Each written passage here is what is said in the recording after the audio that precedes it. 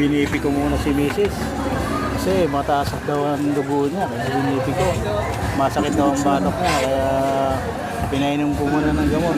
Sinabihan ko siya na magpahinga muna. Para limanda-ganda ang pakiramdam niya. Ayan po. Kailangan ko ng pahinga kasi araw-araw po puyat eh. Kaya sa pagtitinda niya. Kaya pinagpahinga ko muna siya sa pagtitinda.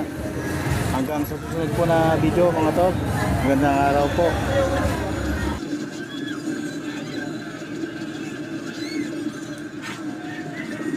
Bakit?